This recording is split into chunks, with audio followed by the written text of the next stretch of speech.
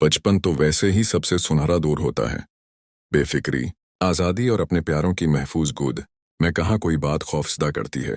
मगर इस वाक़ये ने मेरे अंदर तजस्सुस का मादा भर दिया। मगर तब तक बहुत देर हो चुकी थी। हम 3 बहन भाई थे। सबसे बड़े भाई जान, फिर मैं और सबसे छोटी राबिया। अम्मी घरेलू सी खातून थीं। इन्हें हम सबकी खिदमतें करने में ही दिलचस्पी थी। अबू अली सरकारी मुलाजिम थे। हमारी दादी भी हमारे साथ रहती थीं। वो इंतहाई इबादत गुजार खातून थीं और तन्हाई पसंद भी।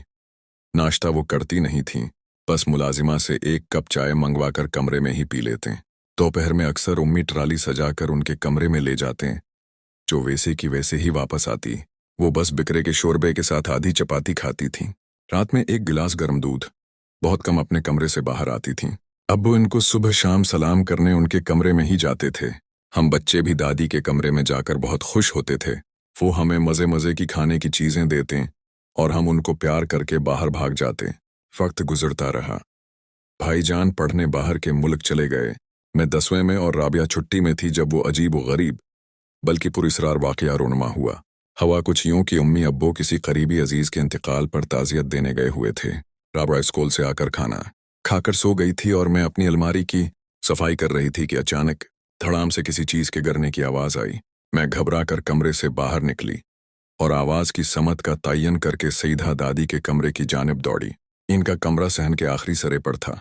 मैंने जैसे ही दादी के कमरे का दरवाज़ा खोला, अंदर का मंजर देखकर दादी अपने बिस्तर पर दराज थीं और एक इंतहाई हुसैन लड़का, जो मेरा ही हम उम्र लग रहा था, इनके पाँव पर पट्टी बांध रहा था। मेरे यूं दाखिल होने पर भी इस लड़के ने नज़र उठाकर न देखा।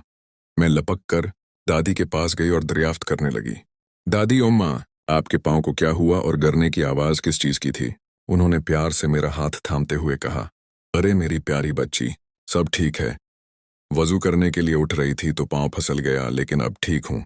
मैंने उस नौजवान की तरफ देखा तो दादी ने मुझे खामोश रहने का इशारा किया।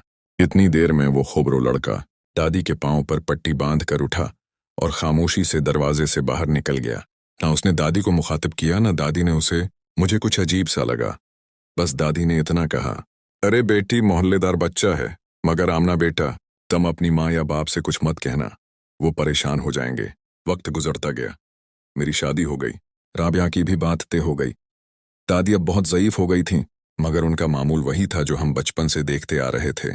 मेरा बेटा 3 साल का था जब दादी हमें छोड़कर इस दुनिया से चली गईं। इनके इंतकाल का दिन मैं कभी नहीं भूल सकती। मैं किचन से पानी का जग और गिलास लेकर मर्दाने की तरफ जा रही थी जब मुझे वही लड़का दरवाजे के साथ खड़ा नजर आया। मुझे अपनी आंखों पर यकीन नहीं आ रहा था। वो अब भी इतना ही कम सुन था जितना बरसों पहले मैंने दादी के कमरे में देखा था। वक्त तो जैसे उसको छोकर भी न गुजरा हो। इस बार भी उसने मेरी जानिब नहीं देखा। दादी के इंतकाल के बाद अब्बू ने बताया कि दादी ने कभी उनसे पैसे नहीं लिए। तो फिर वो पैसे कहाँ से आते थे?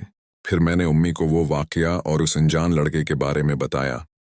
तब उम्मी ने कहा, आमिना बेटिया, तुम्हारी दादी बहुत नेक और इबादत गुजार खातून थीं।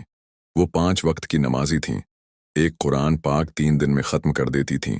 तहज्जुद गुजार थीं। ये भीद उनके साथ ही चले गए। तुम भी अब भूल जाओ। मैंने हैरत से पूछा, यानी उम्मी, आप ये कहना चाहती हैं कि वो लड़का इंसान नहीं था? उम्मी ने कुरान पाक एक जानिब रखते हुए कहा, हामिना, तुमने कभी सोचा कि मीन गेट खोले बगैर वो सारे घर से गुजर कर दादी के कमरे तक कैसे पहुंचता था? और वो किसी को भी नजर क्यों नहीं आता था? और आज भी बरसों गुजरने के बाद वो तुम्हें उसी उम्र का क्यों लगा? तुम्हारे अब्बू जान को अक्सर रात के वक्त दादी उम्मा के कमरे से ऐसी आवाज़ें आती थीं जैसे वो किसी को कुरान पढ़ा रही हूं।